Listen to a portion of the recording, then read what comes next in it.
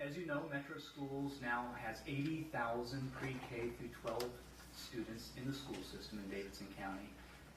Education is a hot topic. You just look at today's Tennessee, the front page story on No Child Left Behind, the Federal Accountability Act, which is up for national discussion. The state is in the middle of applying for a state waiver for some of the provisions for No Child Left Behind. Metro Schools is seeing some progress in some areas, but also has been under pressure under No Child Left Behind in some years, one step away from state takeover. And so it's a time to be concerned about our schools. The Nashville Chamber is involved in education. It is our top priority, education. And that is because it's critically important that we have a strong and successful public school system in the core of our region, Nashville, Tennessee. And that will drive future prosperity. It's about workforce, but it's also about where families want to live and the options that they have, and the fact that the school system wants to be the first choice for Nashville's families. We fully support that goal of Dr. Rescher and his team. So we're starting with really a stellar panel. We have our new Commissioner of Education, probably doesn't feel so new now, Kevin Huffman. But Kevin was recruited by Governor Bill Haslam back in April to come to Tennessee to be the Commissioner of the Department of Education. Kevin comes from Teach for America, from their national office, where he was Executive Vice President of Public Affairs. And so Kevin's been here since April, and we'll hear from him in just a moment about sort of the state and how it's wrestling with these public education challenges within this national conversation. And we have our Director of Schools, Dr. Jesse Register, who came to Nashville in January of 2009. Jesse has a distinguished career, in particular 10 years as the superintendent of Hamilton County Schools back down in Chattanooga in Tennessee. In fact, he oversaw the merger between Chattanooga City Schools and Hamilton County during that time.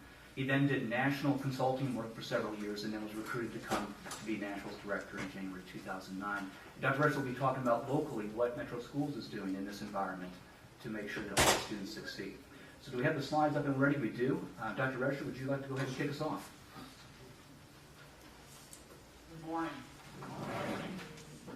It's great to be here, and I commend you for your series. I've learned from Sally a great deal about what you've been doing in the past in this series, and I'm very interested in being a part of what I think might be close to the kickoff for this year. It's a pleasure to be here. I want to share with you a little bit about, tell you a little bit about Metropolitan Nashville Public Schools. I think I have about 15 or 20 minutes as an introduction, and then we certainly want to save time for Commissioner Huffman and then questions and answers after that. Let me tell you a little bit about our school system. How many of you are from Nashville? How many of you have been here for a long time in your lives? Okay, a good many. So you know the change that's happening in this community.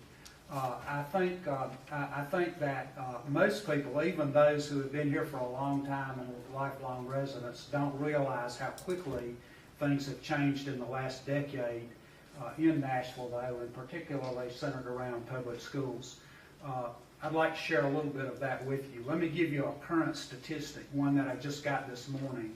Last year in our school system, 14.1% of our children were English learners. That means that they still needed assistance, special instruction to learn how to speak English and to learn how to work in a school setting, learn how to communicate in English. This year, that percentage has risen to 16%. That's a quickly changing statistic. In the year 2000, that percentage was very low in our district. We do not have a majority race in Metropolitan Nashville Public Schools. We're 45% black. That's the largest race that we have. 32% white, 17.5% Hispanic, and 4.5% Asian. The fastest growing population is Hispanic. That figure is rising very quickly in our school system.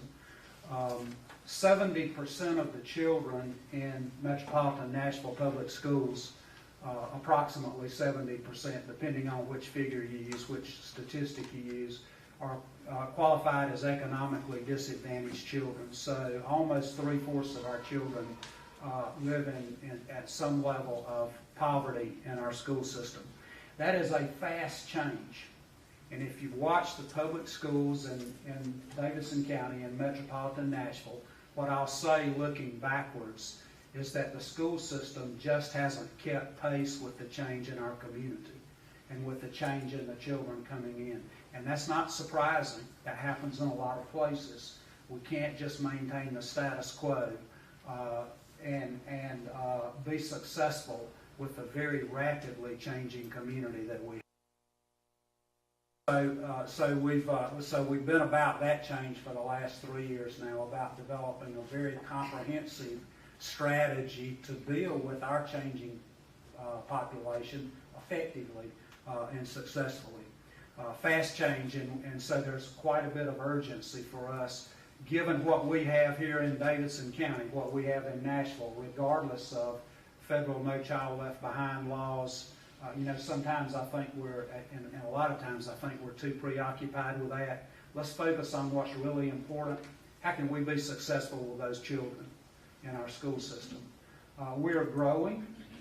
We are up 1,200 students this year. We were up almost 2,000 students last year. The year before that, we were up over 1,000 students. Our population, the population in our public school system now is over 79,000. We're the largest we've been since the desegregation of public schools in Davidson County back in the 70s. There was a flight at the time of desegregation, and what we're seeing now is a rapid building back of that population in our community. When I came to Davidson County 3 years ago, there was quite a bit of discussion about what the governance structure ought to look like. We were in a stage of takeover. We were determined to be a low-performing school system. And all of you know that talk who have been here for over 3 years that was going on at that time. So what we did when I came in was to really do a good analysis of what our problems were, what our weaknesses were. And we spent about 6 months looking at that. I personally did a lot of community meetings. I did a lot of faculty meetings. I studied the data. We've got good data people who can really help us understand where our strengths and weaknesses are in our school system. And as a result of that study, we came up with a reform model, a model to transform our school system so that we can really be successful with all of those children that we serve now, and so that we can be successful in our community. The graphic you have shows that reform strategy. We are working in 9 major areas of reform in our district. That's for the past 3 years now. 9 major areas of reform to transform our school system into a successful urban school system. And you can see from the graphic, I'll go through these very quickly. It's not my point to talk about each of these today, but we saw an urgent need to reform in these 9 areas. Performance of students with special needs, performance of disadvantaged youth. The number's staggering there. That's about 60,000 children who are disadvantaged in our community. And they don't perform at the level they need to. The performance of English learners, I've already talked about that a little bit. Middle school reform, high school reform. Our high schools were in not good shape in our district overall 4 years plus ago. We were having some real difficulty there. And then process reform was needed. We needed to restructure. We needed to reorganize the central office in areas of human capital management. How do we recruit and keep and develop the very best teachers and the very best leaders in our school system? Our communications program needed revamping. Information technology and data management was an area of needed reform, and in central office effectiveness. And now, 3 years later, what I say to you is we have a transformational strategy working in all 9 of these areas at one time, and it's being successful. We're at a point now where we're implementing change very quickly in all 9 of these areas. I'll use one example, and one that with Mark Hill being here, I want to recognize, first off, a great partnership between Metropolitan Nashville Public Schools and the Nashville Area Chamber of Commerce. They've been our partners in reforming high schools, and they really are at the cutting edge of reform for high school education in our country today. We've institutionalized change that you can see if you visit any of our high schools. We have 12 comprehensive high schools. They're organized by academies and small learning communities. We have 42 specialized academies for students to choose from in our comprehensive high schools. We have 150 business partners that are real partnerships. Let me give you an example. 2 of our high schools have credit unions that are operating credit unions that are operated by students in the business departments in those schools. McGavock High School and Antioch High School. 2 different credit unions have worked with our students. They've trained them. They've given them jobs over the summer. They've also trained our teachers to learn how to incorporate those business practices into the courses that they take, whether they're the academic courses of English and math and those, or business-related courses. That's relevance for young people. That's helping them learn how to apply for jobs, what training they need. It gives them ideas about where they want to go after high school. We know today in our society that students, when they leave high school, they have to be prepared to take a next step. That next step almost invariably involves further education. Whether it's a university education or a technical education, they have to go on beyond that, or if it's work training. And we feel like our academy approach and the partnerships that we have are really providing a relevance for our young people that we haven't seen before. Our high schools are in excellent shape as we go forward. A lot of people ask me about, what does this chart mean? And they ask me to explain. You can't do that in 20 minutes. And so what I've done is I've given you a handout, and I'm not going to read this, I promise. But I want you to. This is a map of strategies that we're using in our school system.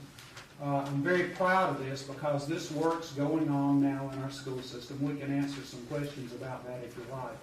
But we had a great opportunity a couple of years ago in this state. Our reform initiative was moving. It's branded. It's MNPS Achieves, Metropolitan Nashville Public Schools Achieves. Then we had the great fortune of having 2 governors who got race to the top for the state of Tennessee. And I will tell you that our strategy has been to marry or merge race to the top and the great resources that are brought to our school district with our reform initiative. And if you'll look at those 5 goals across the top of the page, I'm sorry you folks don't have one, I'm going to give you one in just a minute. If you look at those 5 goals across the top of the page, the last 4 of them conform with the state race to the top pillars. So we feel like our reform strategy is exactly in line with the state reform strategy and resources that we've received in the district. We have an opportunity. I've been in this business for a long time. I've been a school superintendent in 4 systems, been a school administrator for many years, and I think there is an unprecedented opportunity now in Tennessee and in Nashville to significantly transform public education so that we're successful in a new world. And I'm very proud of the opportunity to be able to do that. I want to talk about our reform strategy just a minute. I want to go back to that high school example and say that we've moved from changing structures, and a lot of this work is structural. We've moved from creating small learning communities, from creating academies in our high schools, to implementation. And that implementation has to be on a classroom basis. We're talking about changing the way teaching's done in 5,000 classrooms in our school system. And I feel like in most of our reform initiatives now, we are at that stage where the work's been done to create new structures in our organization. We've restructured the central office. We've changed almost all of that. We've brought new people in, and we're now ready to have a real impact on what's happening in every one of our classrooms in the school district. There's one area that we were concerned about not moving quickly enough, and I've heard Commissioner Huffman talk about this, and he'll probably talk about this some today, but for our low-performing schools, those schools that are continuing to slide, continuing to get to need a turnaround strategy, we weren't aggressive enough. We had schools that were sliding and they weren't turning around. So this year we've adopted an additional partnership,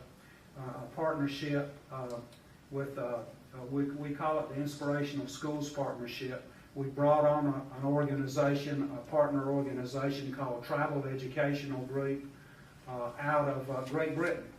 We did a search for a year and we found the organization that we thought was most successful in turning around low-performing schools.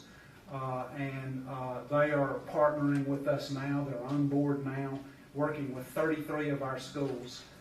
They've had a great 10-year success rate of turning around low-performing schools in Great Britain, and they're making a presence known here in the United States now, and we feel like a great partnership's been formed with them to turn around some of our lowest performing schools. We're already beginning to see results from that this year. There is a process that they use that we think will work very well for us. They're great with process. They really know how to implement change from within schools, to use the strengths, to develop people in schools, and to turn around low-performing schools. And that's what they're about. And you can see that there are 4 stages of school improvement that are planned in this process. I'll put them all up here in the interest of time and let you see the approach that's being taken there. I really look forward to getting further into this partnership. We've signed on for 5 years. It's a 5-year program, assuming they produce what we need them to produce.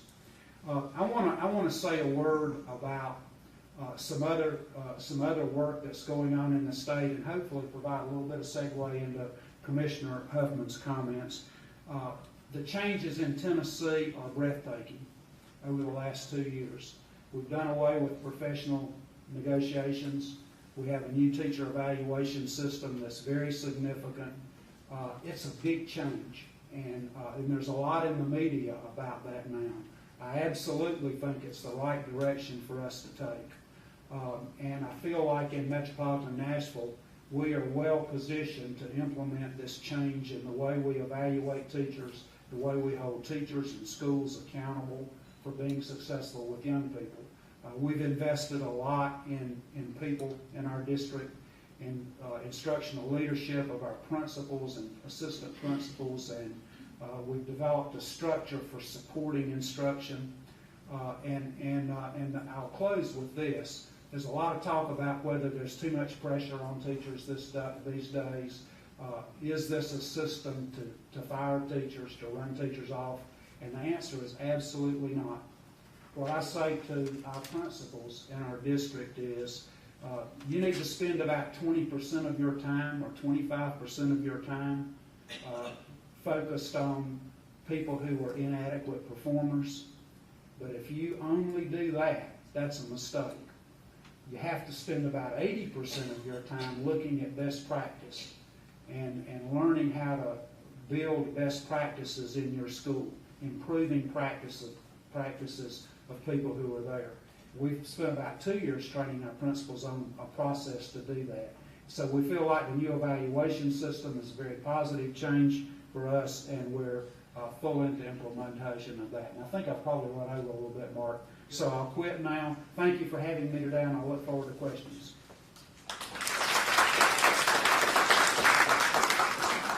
Good morning. And thanks to Dr. Register, we are very fortunate to have his leadership here in Metro Nashville. So let me start with by making this a little more interactive. How many people, what's your guess, how many public school students there are in the state of Tennessee? Anyone have a guess? Kindergarten to 12th grade, across the state. Anyone want to venture a guess? 950,000. So there are 950,000 kids in public school in Tennessee. And anyone want to guess how many schools there are across the state? 1,700, so 1,700 schools, and there are 136 school districts.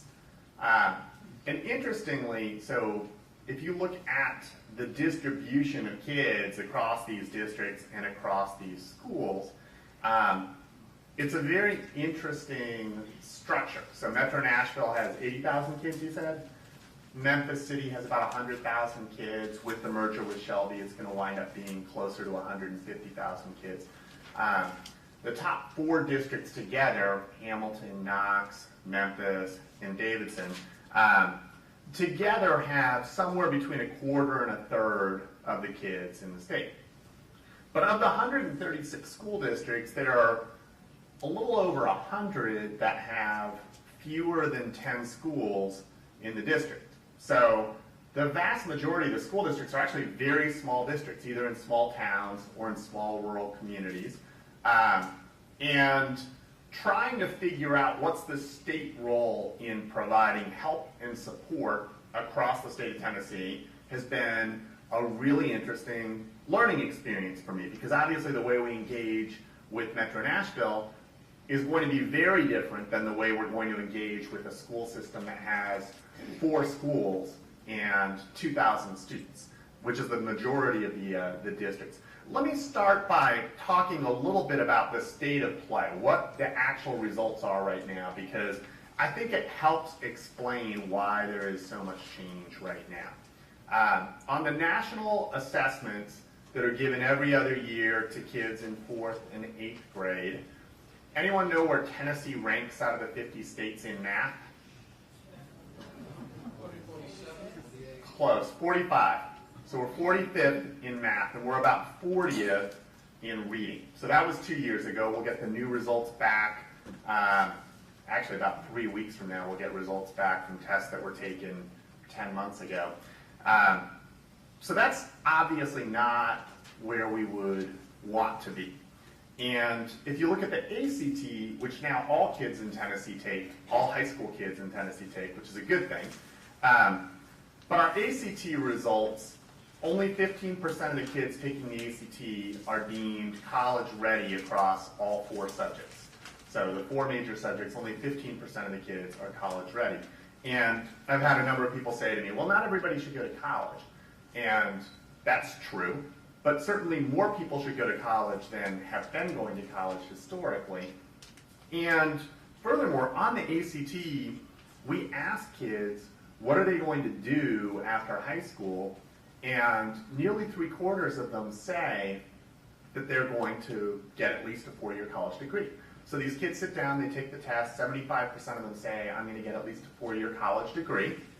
And then they take the test, and only 15% of them are actually college ready across all 4 subjects. So there's a vast aspiration gap. And again, you might think, so why is that? Why is there this aspiration gap? Are kids delusional? Why do kids think that they're ready for something that they're not ready for? And the answer is really that until 2 years ago, it's because we told them they were ready.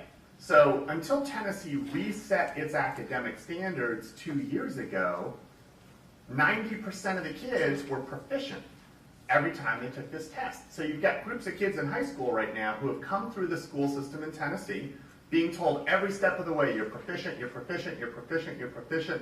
Oops, you're not actually college ready.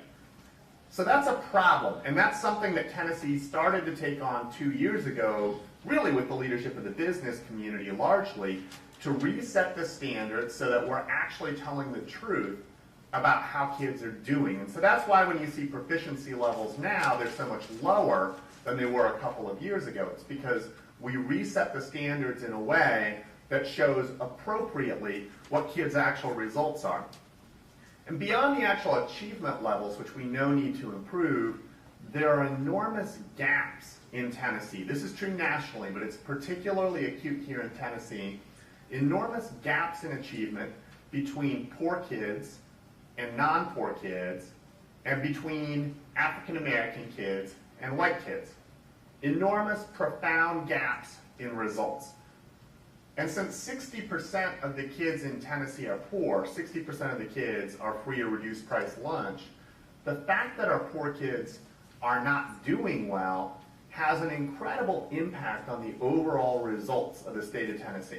So there is actually no way to significantly improve the state of education in Tennessee without concerted focus on the educational attainment of poor kids, of kids who are getting free and reduced price lunch in the school systems. So all of this I'm telling you because for me, when I hear people complaining about change, and there's so much change, there's so much going on, why do we have so much change?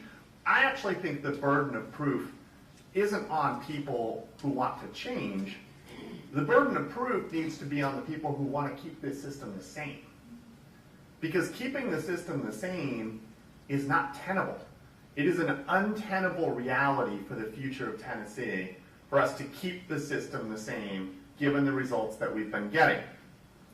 I've had some pushback from people when I cite the national results who will say, well, yes, Tennessee's 45th in math, but it's a very poor state.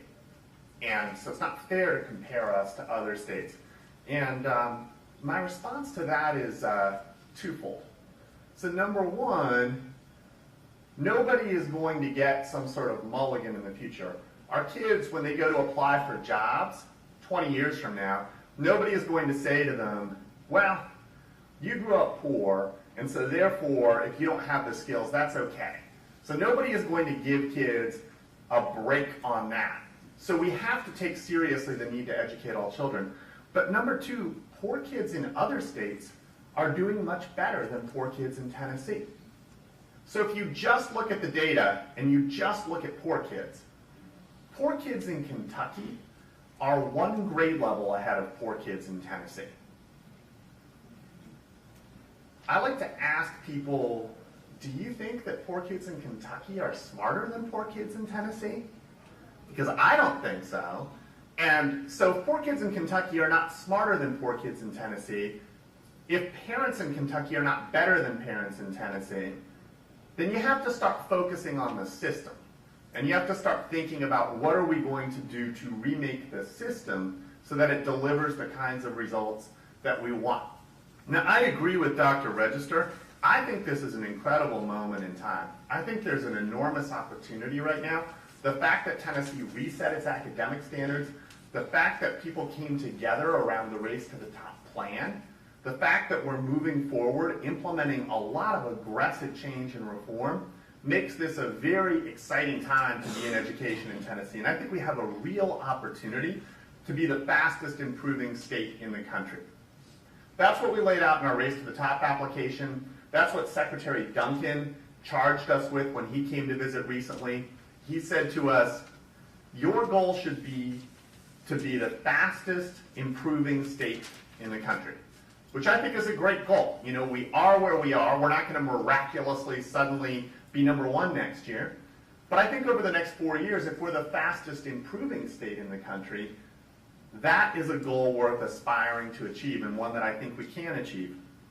What I would say is that it's one thing to have a plan and it's another thing to implement the plan. We're seeing some of that this year. So Dr. Register alluded to some of the teacher and principal evaluation noise that has been in the news recently. When Tennessee submitted its Race to the Top application a year and a half ago, everybody signed on to it. All 136 school districts signed on and said, we agree with this application. Every education stakeholder group, groups representing teachers, principals, everyone, signed on to the application and said, we agree with this application. In the application it said, we're going to implement teacher evaluation and principal evaluation in 2011 and 12. Well, you get into the actual implementation and we're actually doing it, and that's when a lot of pushback comes. Not to say that things can't be improved. Our goal is to do the best we can, study things, learn from them, keep making them better over time. But I would go back again to the question of, was what we were doing before working? And I think the evidence is it wasn't. So if it wasn't working, we've got to try to do things better. and we've got to focus on the system and how we can improve the system. I've spent some time in the last 6 months thinking about what is the state's role, what are the particular things that we can do, because the state agency, it's an interesting entity, 136 school districts, but we don't manage the districts. So Dr. Register reports to his school board.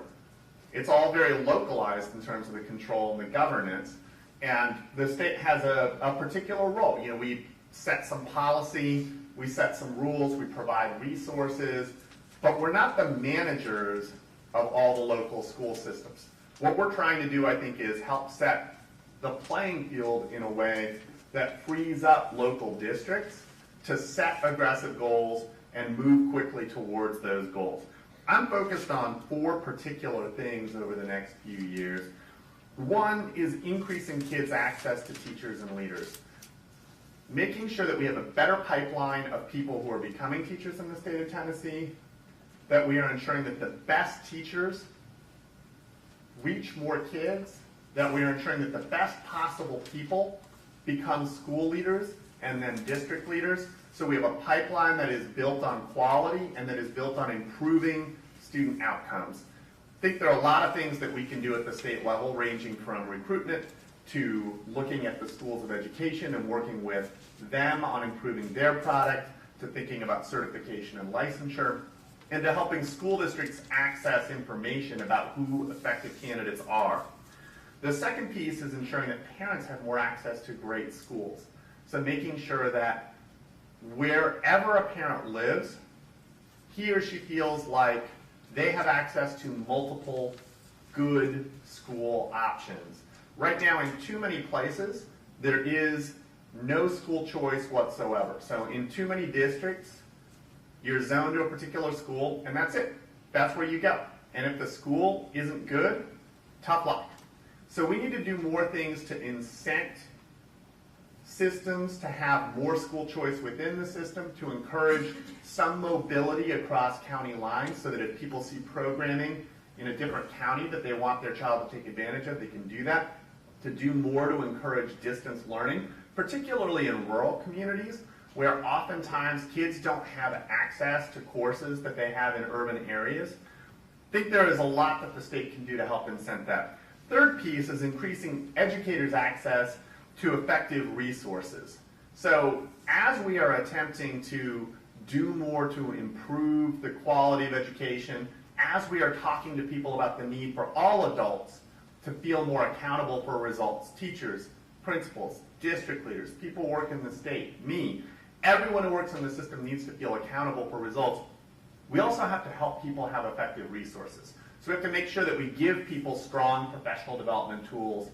It's interesting, when I started, one rural superintendent said to me, there are 136 systems in the state, and I bet if you asked all of them, what do you do for professional development for your math teachers? I bet there are 50 different things that people are using right now, and I bet nobody can tell you which are the best ones. And that's true. We have not historically done a good job of cataloging all the things that people do, measuring it, figuring out what works, trying to do more of the things that work and do less of the things that don't work. And I think there is a lot that the state can do to help move that along. And then the last piece is increasing public access to information and data. So we at the state historically have not done a very good job of pushing out lots and lots of information about what's happening in the schools. I think people have been worried that people will misinterpret it. If we put all this information out in the public, what if people don't understand it? We're getting out of that business and getting into the business of trying to push more information out faster. So we're trying to rebuild our internal operations to make sure that we are sharing more information and that we're doing it in a way that is more coherent. Tennessee has the best student achievement data in the country. So it's interesting, our results are not great, but we have the best data. Tennessee has been capturing student achievement data for a very, very long time. Now, the problem is that we haven't used it for very much. Researchers come in and they look at our data sets and they say, this is incredible that you have this much data, which is true, but we have to start using it to measure everything that we do. when I go out and I ask, I talk to teachers, I talk to principals, I talk to district leaders, often people will tell me about new programs that they're implementing, a new curriculum, a new professional development program, and I'll say, so is it working? And far too often people's answer is, well, people really seem to like it. And people really seem to like it is nice, but it's not an answer to the question of, is it working? And in Tennessee, we actually have the ability to tell whether things work because we have good data. We have to figure out how to use that data to measure whether things work and report back on that. And then last, I feel a huge sense of urgency to make sure that our state agency is efficient and effective. It is a project that will take some time, but one of the things that is really important to me is that everyone who works at the state agency comes to work with a sense of mission, a sense of purpose, a clear job description, clear measurable goals, clear interim benchmarks. Everyone can tell me how everybody is performing, and then everyone is measured and evaluated partially on whether kids in Tennessee are learning. So if we're going to ask teachers to be measured partially on whether kids are learning, certainly we should ask people who work for the State Department of Education to be measured based on whether kids are learning as well. I'll turn it over to questions. Are you going to moderate our questions? Okay. Thank you, Commissioner. So let's make sure our mics are turned on. There's a switch on the top there. If you move forward. There you go. So let me just maybe start with one question for both Dr. Register and Commissioner Huffman, and then we'll open it up to your questions. Commissioner, you talked about part of your challenge, part of the department's challenge is you've got this huge variability in school districts across the state. You've got urban districts, you've got rural districts. But because of No Child Left Behind, you all have been forced to kind of figure out your relationship with Metro Nashville. And some of this predates your arrival. And Dr. Register, I know you had a very innovative agreement with the state that with one of our lower performing schools to transform it into a charter school. Talk a bit about, both of you, about the relationship between the state and Metro and where you see that headed from each of your perspectives, if you would. Sure. And all right, because there we go. I'll talk first. So a couple of things. So one, when I came in, I had heard a bit about how Metro Nashville had been, one step from state takeover and so on. A couple things to note on that. One thing is that actually Metro Nashville got misidentified several years ago as having missed AYP, which was the federal definition. So it got misidentified. The wrong standards were applied to it, and it got put into this pipeline incorrectly. So, the good thing is that we never arrived at the point where the state actually did take over Metro Nashville, but the reality is it shouldn't have been where it was in the pipeline to begin with. And Dr. Register brought that to our attention, and we dealt with that pretty quickly. So that's one thing that's worth noting. A second thing is just broadly philosophically, I don't see any evidence that a state agency can effectively micromanage any school system.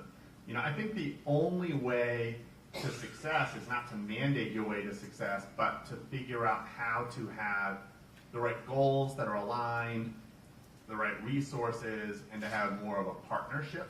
And so, I would say since I've started, my view has been to try to get the state agency out of the business of mandates and into the business of helping. We have a long way to go to get there. We are nowhere near where I hope we will be a few years from now. But just philosophically, I don't see any way for a state to mandate its way to success with any school district, let alone a school district that's as big and complex as Metro Nashville. I very much, is this on? It is. Are you good? Okay, I very much agree with what Commissioner Huffman said. I feel like it's important for us to have a cooperative, a collaborative working relationship. If you think about the sweeping changes that have been made in state law in the last 2 years in this state, changing bargaining, collective bargaining, going to a teacher evaluation system, a principal evaluation system, raising standards, working toward common core curriculum in this country. There's a great opportunity for it's coming and going, I think. There's a great opportunity for school systems and You have to sort of talk straight into it. and state government and the state education system to work together to be successful with those initiatives. I think that we've made it a particular point of ours in a very comprehensive reform strategy to make sure that our approach is compatible with the way the state laws are changing and with state leadership, and frankly with the U.S. Department of Education. I commend Governor Haslam and Commissioner Huffman for being aggressive and looking for waivers. I believe that we have outlived adequate yearly progress and the way that those standards were set in No Child Left Behind with the changes made in this state.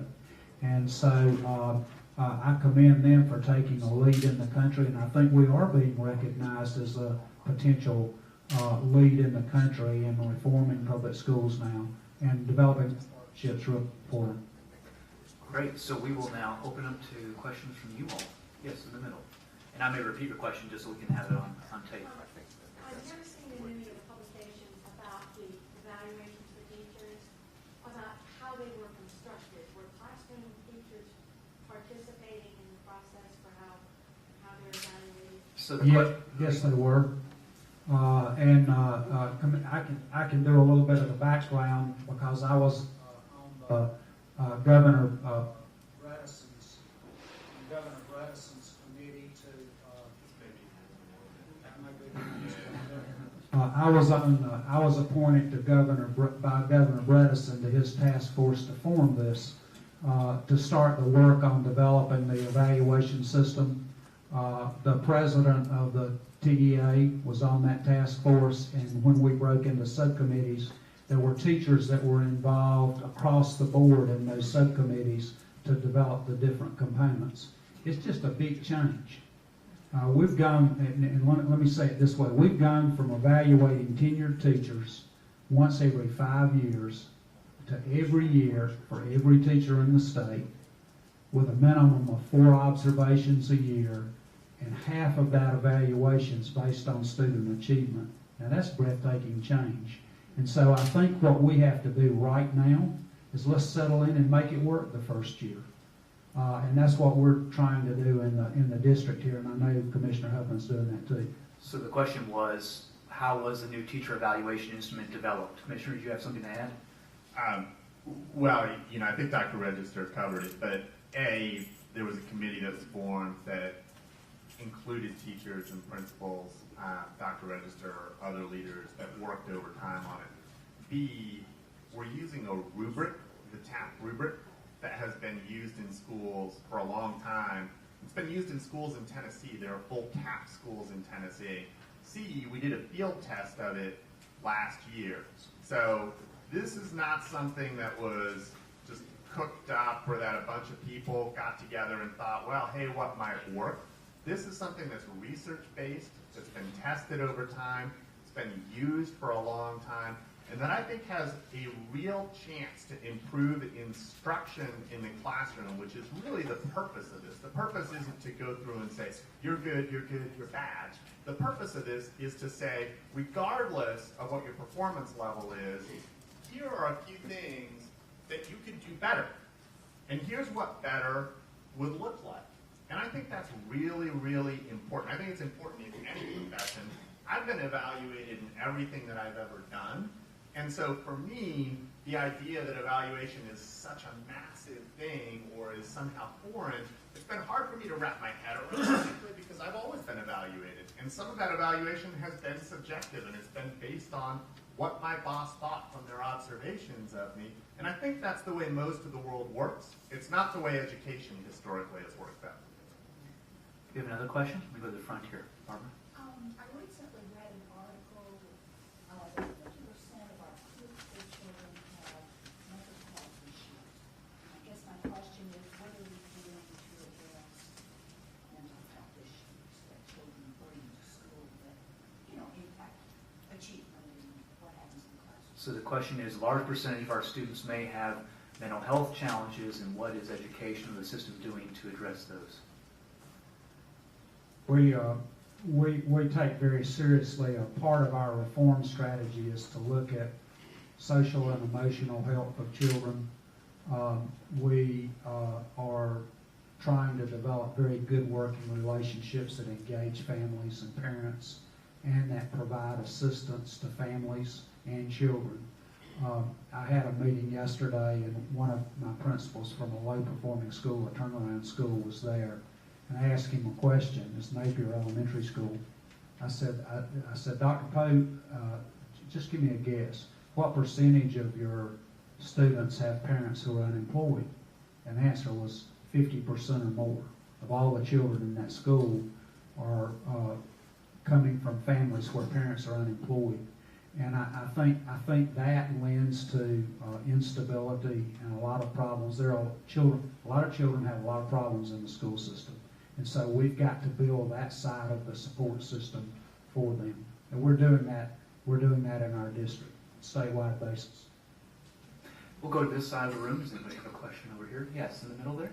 I'm interested in teacher certification. I was in the Georgia University system for a while, and we had, I've been away from there for 10 years, and I have not kept up with how things have changed now, but we had teachers were not certified merely by courses. They had to be out in the field. They got provisional certification with a degree and coursework. Then there was an evaluation system that was developed by the teachers over a period of years, in which certain criteria for evaluating the teachers were evolved. It was called the PPAI, and our coursework in the colleges was geared toward teacher evaluation. So, and it did wonders for the coursework, because what we taught, we would say, you have to know this because you will have to demonstrate this. so the question is teacher certification. How do we do it? Certification, I'm interested in the connection between the colleges and teacher certification so that it would go beyond coursework. So how are we working with the colleges on teacher certification presently, and how are we changing that to make it more effective? All right, this is an area of particular interest of mine since I worked at Teach for America, which is an alternative certification program where people came in not having majored in education. So I'd say a few things. One is, broadly speaking, I feel like we should measure teacher preparation programs on outputs rather than on inputs. So historically, we've measured all teacher preparation programs and done licensure, as you noted, based on whether you've taken X number of courses and jumped through these various hoops along the way. And my take is that we should be measuring preparation programs regardless of whether it's a university or an alternative preparation program on whether the graduates of that program are effective teachers. And we can actually do that. We can actually run numbers and look at the graduates and see how much they advance student growth during their first, second, third year in the classroom. And it's interesting to see. So we've done it in Tennessee, and actually Vanderbilt and Teach for America did quite well. So Vanderbilt and Teach for America, the people who came out of there did very well in advancing student achievement growth, better than other universities. There were some universities that actually did quite poorly. So you can actually look at what their graduates did when they were in the classroom and see that they didn't advance student achievement very much. The problem is that that hasn't fed into either of the things that it should feed into. So one, it should feed into rapid changes within the schools of education themselves. So if you're running a school of education and you see that your graduates are not doing as well as you would like, you should make changes to make them more like the programs that are being more effective. The other thing is it hasn't affected hiring enough. Too many districts in Tennessee, Metro Nashville is an exception, but too many districts in Tennessee hire from the same places they've always hired from. So they hire from the geographically closest institution, regardless of the quality of the people that are coming out of that program. So I think we have to do long-term a couple of things. One is we've got to align certification and licensure with the effectiveness of the program. And then the other thing is we've got to put lots of information in the hands of superintendents and principals so that they can make decisions to hire based in large part on the quality of the programs that are producing people. Board of Regents schools in Tennessee are actually overhauling their schools of education right now. I think they're in year 4 of, or maybe it's year 5 of a 7-year plan to overhaul their schools of education, and they're trying to make it more clinical. So to have less of it based on courses that people take and have more of it be based on practical experience out in the field, which I think is a really positive step.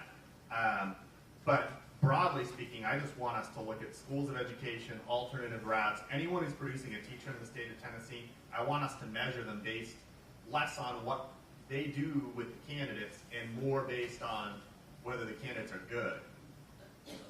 Dr. Register, did you have something to add? Data warehouse and the work you all are doing? Commissioner Huffman's absolutely on the right track. I think that it's very important. What we want to do is we hire teachers from 5 or 6 universities, the majority of them. We also are in our 3rd year of hiring Teach for America teachers and the Tennessee New Teacher Project.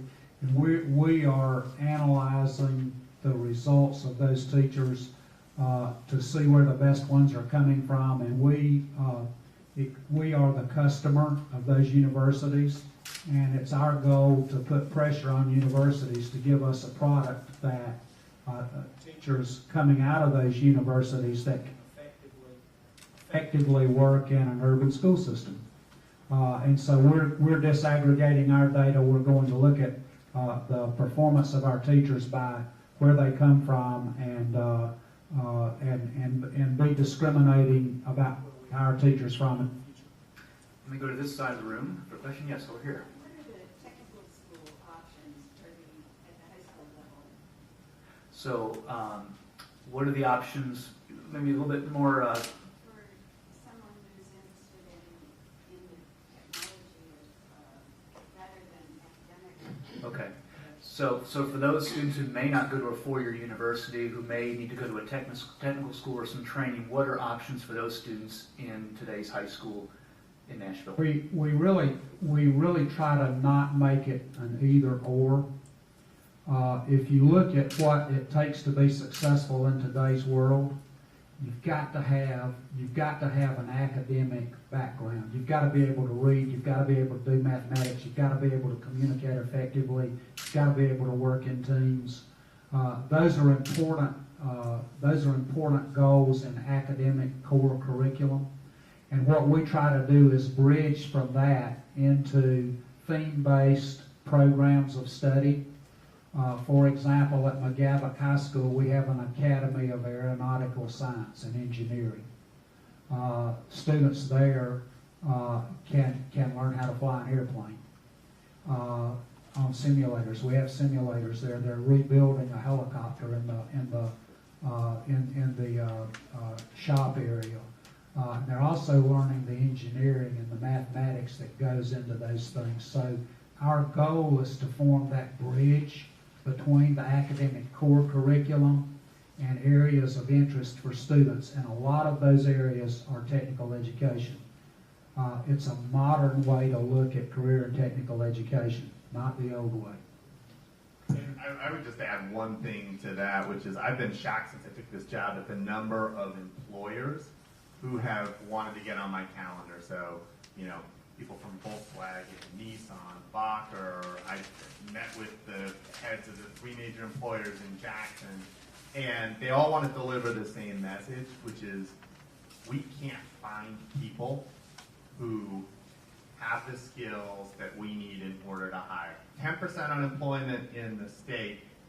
People have job openings, and they can't fill their job openings too often with Tennessee graduates. So, it's painful to talk to plant managers in Jackson and have them talk about line jobs. This is not, mechanical engineering jobs. These are line jobs. And to have them say, we go to Kentucky to find people to hire for these jobs because we can't get people past the basic skills test that we give them in order to get to the interview stage. And I think that goes to what Dr. Register was saying, that jobs today require a higher level of skills than jobs required 20 years ago.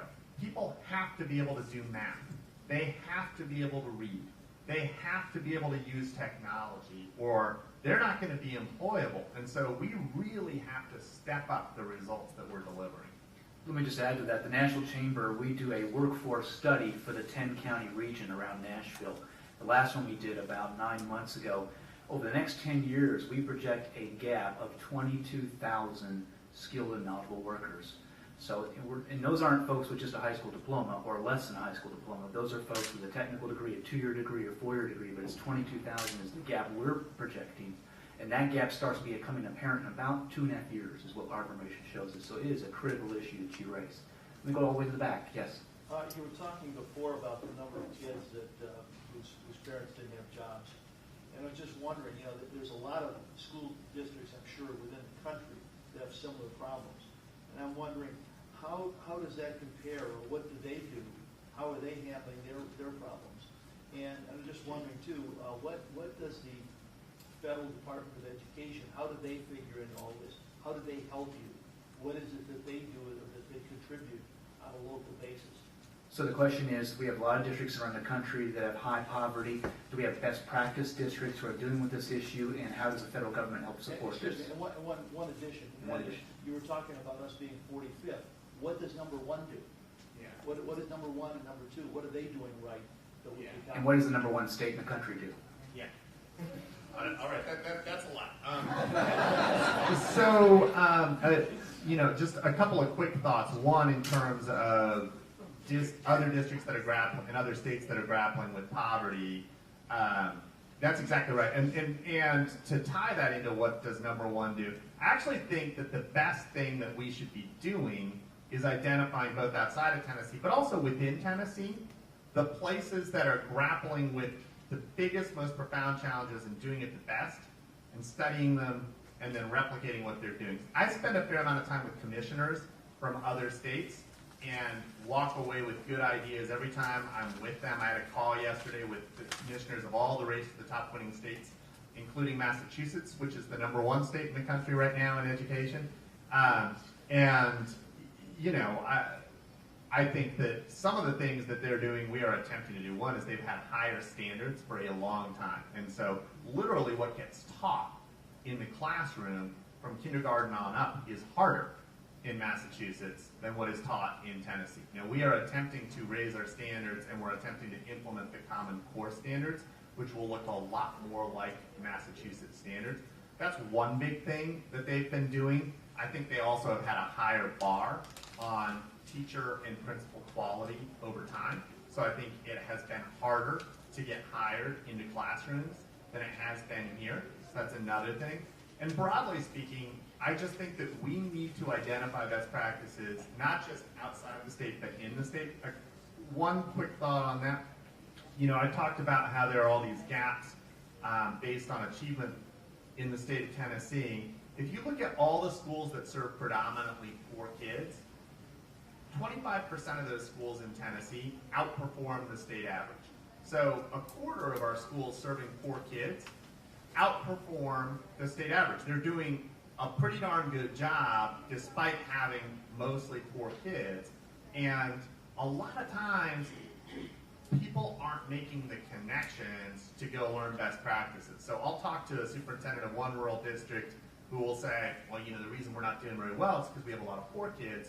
And then I'll talk to a superintendent that's literally the county next door that has significantly better results with exactly the same population, and there's not a lot of cross-pollination. So one of the things we're aiming to do at the state level is to facilitate getting people together, identifying like schools, twin schools, and making sure that people go from one school to the other to take a look and bring back best practices and for us to catalog them. And I'll leave it at that. Let me go to this side of the room. Yes, in the back there. Yes, we're hearing more about the charter school movement, both locally and statewide, and I'm interested in your comments on this. In particular, why you think the charter school movement will bring greater success to our system. And I know there's also the issue now that charter schools are objecting to being under the supervision of local boards of education, and that raises a very thorny issue as well. So I know we have them in Nashville, I know Chattanooga and Memphis are doing charter schools. What do you see with regard to the future of charter schools, and is that good? So charter schools, public schools are independently governed. Right now, they get their charter or their contract from a local board of education to operate inside that district. There's discussion of other chartering authorities at the state level. Where are we with charters, and your thoughts about that? Yeah, so I guess I would say I'm agnostic. I think people think that I'm very pro-charter, but I actually don't care whether a school's a charter school or a traditional school. I care whether it's a good school. Broadly speaking, across the country, charter schools perform about the same as regular schools. So the evidence shows that they're about the same. However, if you look at the top schools serving low-income kids in the country, a disproportionate number of them are charter schools. So the ones that are doing a very good job are doing a very, very good job. And so the trick is, how do you create a process where you take the ones that are good and get them to open and get them to grow and to replicate to be part of a broader, more robust public school system. And that's my goal. I do think that it's important to have charter schools. I think it's important for parents to have choices, for parents to have options. I like the fact that charter schools are freed up to do a little more innovation because they're not tied to as many rules and regulations. And I like the fact that you can close them down if they're not good. Now, too often people have been slow to use that option, and the reality is, you know, that's part of the bargain, right? If you're going to be a charter school and you don't get the job done, then you shouldn't stay in existence. And my hope is that we can be a little more liberal in our application there. But I actually hope that there are a great many more charter schools over the next 5 years, because if they're high quality, because I'm in favor of any school option that's high quality that parents can choose from. So Dr. Rescher, I believe there's 15 charter schools approved or running in Nashville at this point. Where do you see that headed? I agree that charter schools should be, what's important is having good schools. And when I came to Nashville, I knew that I was coming into an environment that it had accepted and open charter schools. And frankly, we have some good ones and we have some that are ordinary. And so I feel like we're in a really good position to work in partnership with charter schools here. I think I hired the best person in the state to organize and run our charter school department. That's Alan Coverstone. Only school board member I've ever hired, but he has a great background in private and charter schools and has proven to be a very good administrator, a partnership for us. We have a partnership at Cameron Middle School where we're actually converting from a public school, a low-performing public school, to a charter school. So what I want to do is learn from the best practices there. Charter schools cannot go to scale. I don't think we can have 143 charter schools in this district, and perhaps we could. But the key is for us to learn from them and for them to make us get better in the public schools. And that's where my interest is. Got time for one more question on this side of the room, all the way in the back. Yes. what percentage of the eligible school population goes to private schools or is homeschooled based on the Nashville community? Okay, so looking at Nashville, our population, what percentage basically goes to private or homeschool? It's between 20 and 25%. Actually, that's such a short question, we can take one more, right here. Is that percentage growing, increasing, or is it stable? It's really hard to tell because I don't have exact numbers on private school population in the county. I know that our numbers are going up, our enrollment's growing, and I know that we're getting children back from homeschool and we're getting children from private schools.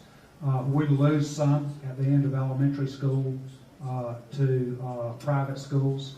The fifth grade cut is a place where a lot of people choose to leave. They go from a neighborhood, small elementary school into the larger schools that are more scary to them. So we're really focusing on a marketing initiative to attract people to stay in middle schools, to look at what we have in our middle schools. And so we feel like we're holding our own or getting some back. I choose to say that there are two reasons for that, and the most important one is our schools are getting better, but also the economy. So you got two factors there that are causing people to come back to public schools. Let me just add another element to that question, because we actually track this in the Chamber's report card we put together every year, and I put perhaps 15 of them in the desk out front if they're still out there, if you can grab one. There's a chart in the back of this that shows how many families or students are leaving Metro schools. We track that by looking at the requests for transcripts, and we see where they're showing up. And basically look at that, how many are going to private schools, and then how many are actually going to other public schools within Tennessee. And the number is actually 3 times larger, folks going to other public schools in Tennessee. What that tells us is that there's been a tradition or a trend of folks leaving Metro and going to our surrounding counties, which we understand the growth of our surrounding counties. So that's part of the competitive challenge. That's a greater competitive challenge actually than the private schools within our city. And I think the district is on course to reverse that. There's some exciting work that we'll be delving into in this series about what's happening in Metro schools. But thank you all for being there, and please help thank our panelists today.